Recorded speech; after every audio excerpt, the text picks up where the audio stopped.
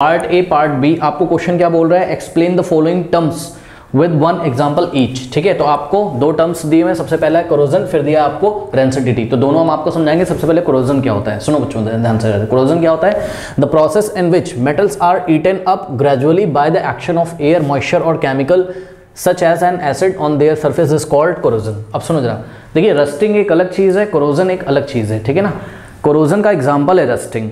Rusting क्या है, corrosion का एग्जांपल है। ठीक है, कोरोजन बच्चों किसी भी मेटल में हो सकता है। ठीक है ना, कोई मेटल है, अब वो गलती से किसके कांटेक्ट में आ गया, मान लीजिए वो कांटेक्ट में आ गया एयर के, मॉइस्चर के कांटेक्ट में आ गया वो, या उस मेटल के ऊपर कोई एसिड अगर गिर गया, ठीक है, तो वो मेटल धीरे धीरे ईटन अप हो जाता है उस केमिकल के द्वारा या मॉइस्चर के द्वारा या एयर के द्वारा। ईटन अप मतलब खराब हो जाता है बच्चों, धीरे धीरे क्या हो जाता है, खराब हो जाता है। ठीक है ना, इस प्रोसेस को हम क्या बोलते हैं, इस प्रोसेस को हम कोरोजन बोलते हैं। ठीक है, इसका बेस्ट एग्जांपल क्या है, रस्टिंग ऑफ आयरन। ठीक है ना, रस्टिंग ऑफ आयरन।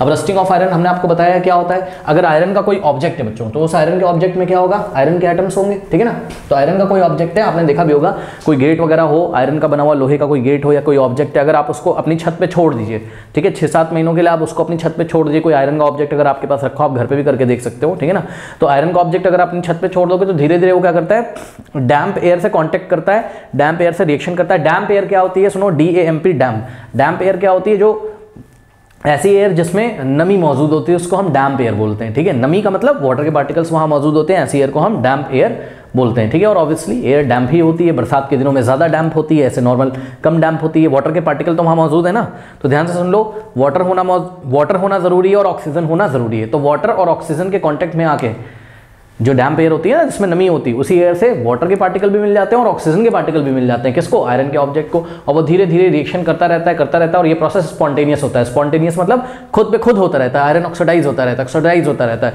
ठीक, और वहां पर एक ब्राउन कलर का फ्लेकी सब्सटेंस बनता है। फ्लेकी सब्सटेंस मतलब कभी आयरन पे जंग लगती है ना, उसको आप ऐसा अपनी फिंगर से ऐसा रब करो तो आपके हाथ में एक बहुत ही क्या कहते हैं, पाउडर जैसा फ्लेकी सब्सटेंस, मतलब समझो मुलायम पाउडर जैसा आपको एक सब्सटेंस ब्राउन कलर का दिखेगा, उसी को हम क्या बोलते हैं, जंक या रस्ट। उसका फॉर्मूला क्या होता है, वो होता है आपका हाइड्रेटेड आयरन ऑक्साइड। आइए हम आपको रिएक्शन लिख के दिखाते हैं तो क्लियर होगा। ठीक है ना, तो ध्यान से चेक करिए। देखिए, जो आयरन का ऑब्जेक्ट आपने अपनी छत पे छोड़ दिया बहुत टाइम के लिए, उसमें क्या है, आयरन है, Fe। ठीक है, सॉलिड है ये। ठीक, और डैम्प एयर में छोड़ा है, मतलब ऑक्सीजन भी मौजूद, ऑक्सीजन तो है ही मौजूद, वहाँ वाटर भी मौजूद है। ठीक है ना, तो यहाँ पे देखिए वाटर के पार्टिकल्स मौजूद हैं। अब ये सब फेज नहीं लिख रहे हैं यहाँ पे, ठीक है, वाटर के पार्टिकल मौजूद है और ऑक्सीजन भी यहाँ पर मौजूद है। ये वाटर के पार्टिकल और ऑक्सीजन कहाँ से मिला आपको, डैम्प एयर से मिला, यानी कि जिस एयर में क्या है, नमी है। अब ध्यान से चेक करो बच्चों, यहाँ पे जो रिएक्शन होगी, आपके पास हाइड्रेटेड आयरन ऑक्साइड बनेगा। Hydrated iron oxide Fe2O3 dot XH2O। Hydrated iron oxide क्या होता है, Fe2O3 तो ओनली क्या है, आयरन ऑक्साइड है। हाइड्रेटेड मतलब इसमें वाटर ऑफ क्रिस्टलाइजेशन भी लगे हुए हैं, X वाटर ऑफ क्रिस्टलाइजेशन भी लगे हुए हैं। ठीक है ना, अब ये वाटर ऑफ क्रिस्टलाइजेशन क्या होते हैं, एसिड बेस एंड सॉल्ट्स में पढ़ोगे, ज्यादा टेंशन मत लो। अब इस रिएक्शन को देखो बस ध्यान से। ठीक है, अब यहाँ पर बच्चों हम लोग बैलेंस कैसे करेंगे, तो ध्यान से करिए कैसे बैलेंस करेंगे। यहाँ पर सबसे पहले आप एक काम करिए, यहाँ पर x की वैल्यू कुछ भी हो सकती है, उसकी आप टेंशन मत लो। x क्या है, नंबर ऑफ वाटर पार्टिकल्स हैं, नंबर ऑफ वाटर पार्टिकल्स हैं। ठीक है, उसको आप छोड़ो, वाटर ऑफ क्रिस्टलाइजेशन है, इसको छोड़ो, आप चैप्टर नंबर 2 में इसको पढ़ोगे, एसिड बेस एंड सॉल्ट्स में। अब यहाँ पे XH2O है, तो यहाँ भी आपको क्या लगाना चाहिए, x लगाना चाहिए। बात समझ में आई कि नहीं है। ठीक है, अब कैसे बैलेंस करें, वाटर के पार्टिकल यहाँ x हैं, तो यहाँ पे भी वाटर के पार्टिकल x हो गए। अब यहाँ पे आयरन कितने हैं आपके, 2 है, करेक्ट, और ऑक्सीजन कितने यहाँ पर 3, तो ऑक्सीजन तो ऑड है।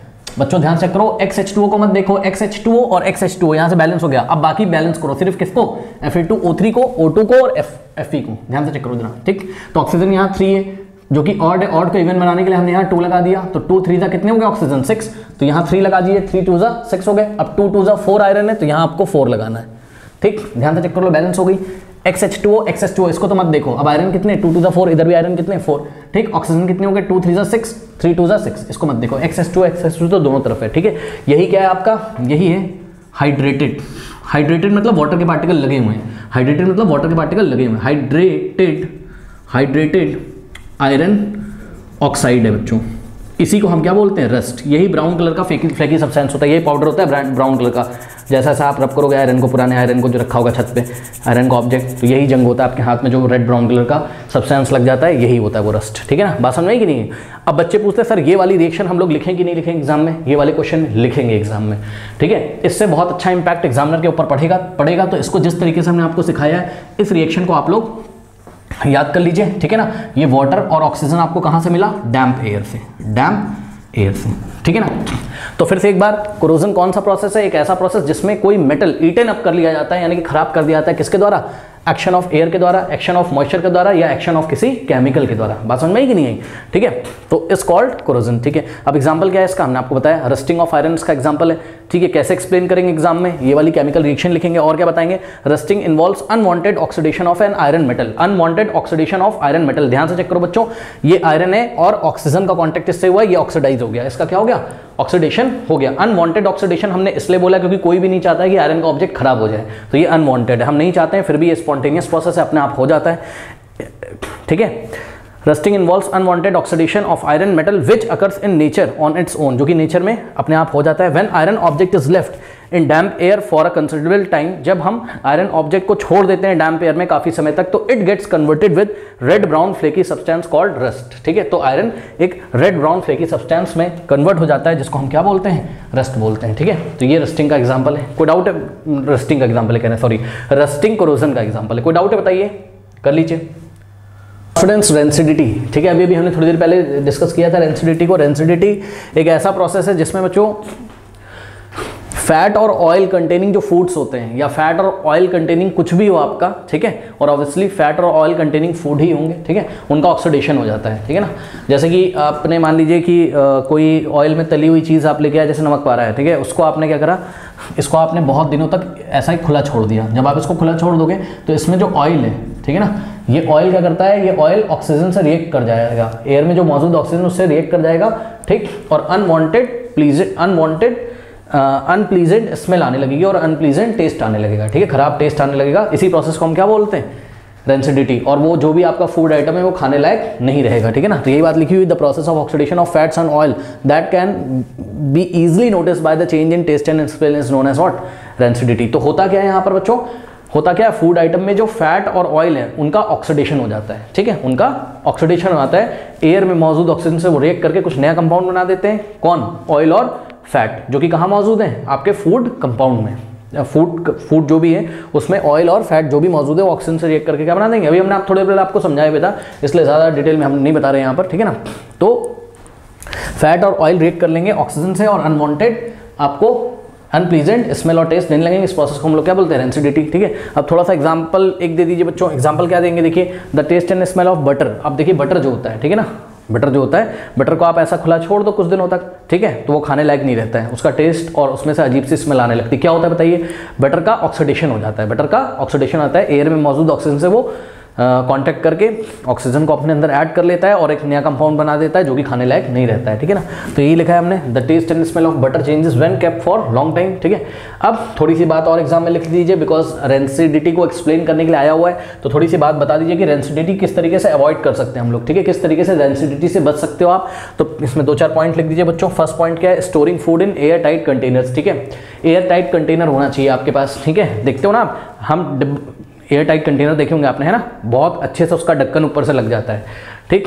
ऐसा करने से क्या होगा बताइए, एयर फूड के कांटेक्ट में नहीं आएगी। नमक पारे को आप डिब्बे के अंदर रखिए ऐसा, ठीक, इसको ऊपर से टाइट कर दीजिए, बढ़िया से पैक होना चाहिए, तो ऑक्सीजन यहाँ पे एयर से ऑक्सीजन कांटेक्ट में नहीं आ पाएगी फूड के, तो फूड ऑक्सीडाइज नहीं होगा, फूड में जो ऑयल और फैट है वो ऑक्सीडाइज नहीं होंगे, जिससे कि अनप्लीजेंट स्मेल नहीं आएगी, काफी टाइम तक फूड आपका अच्छा रहेगा, फ्रेश रहेगा, ठीक है। नेक्स्ट है point, storing food in refrigerators. अब देखो जरा, रेफ्रिजरेटर में फूड रख दीजिए, इससे क्या फायदा है, सुनो बच्चों ध्यान से, ये जो ऑयल होते हैं और जो फैट्स होते हैं आपके फूड में, मैंने बताया ना, ये ऑर्गेनिक कंपाउंड्स होते हैं, ये क्या होते हैं, ऑर्गेनिक कंपाउंड्स होते हैं, और ऑर्गेनिक कंपाउंड्स किससे रिएक्ट करते हैं, ऑक्सीजन से रिएक्ट कर जाएंगे, तो आपको क्या मिल जाएगा, इस प्रोसेस को हम लोग क्या बोलेंगे, रेंसिडिटी, रेंसिडिटी, और आपको क्या मिलेगा, अनप्लीजेंट टेस्ट भी आपको खराब मिलेगा और स्मेल भी आपको खराब मिलेगी और खाने लायक नहीं रहेगा।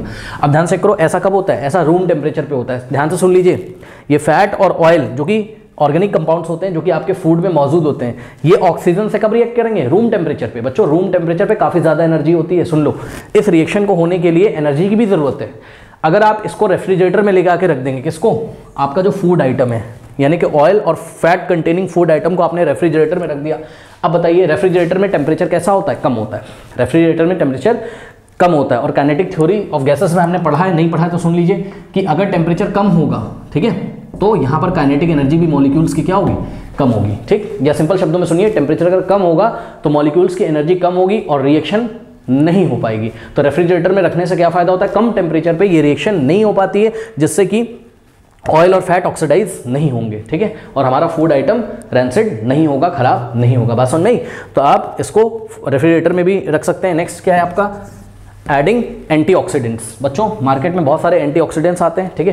तो एंटीऑक्सीडेंट्स क्या होते हैं, जो कि ऑक्सीडेशन को रोकते हैं, उनको हम क्या बोलते हैं, एंटीऑक्सीडेंट्स, ठीक है। तो फूड आइटम्स के साथ हम एंटीऑक्सीडेंट्स मिला के रख सकते हैं, ठीक है, जो कि ऑक्सीजन को कांटेक्ट में, फूड के कांटेक्ट में नहीं आने देंगे, ठीक। उसके बाद नेक्स्ट क्या है, storing food in an environment of nitrogen. ये हम आपको पहले ही बता चुके हैं, अभी थोड़ी देर पहले। अंकल चिप्स के जो पैकेट आते हैं या फूड पैकेट, जो प्लास्टिक पैकेट्स में फूड पैक होता है, उसमें हम एयर नहीं भरते हैं। ये प्लास्टिक का पैकेट है, इसमें अंकल चिप्स हैं ये, ठीक है। तो इसमें आप एयर नहीं डालना है आपको, नो, क्योंकि एयर में आपका ऑक्सीजन होगा, ठीक। तो इसमें से एयर बाहर निकालकर हम लोग इसमें क्या फिल करते हैं, इसमें हम लोग नाइट्रोजन डालते हैं, क्योंकि नाइट्रोजन गैस कैसी गैस होती है, इनर्ट गैस होती है, ठीक है। नाइट्रोजन गैस इनर्ट गैस होती है, यानी कि इजीली रिएक्ट नहीं करेगी। कारण हमने आपको बताया था, क्योंकि नाइट्रोजन और नाइट्रोजन के बीच में क्या होता है, ट्रिपल बॉन्ड होता है, जिससे कि ये 3 बॉन्ड आसानी से ब्रेक नहीं हो पाते। तो नाइट्रोजन के मॉलिक्यूल्स फूड आइटम में मौजूद ऑयल और फैट से रिएक्ट नहीं करेंगे, ठीक है ना।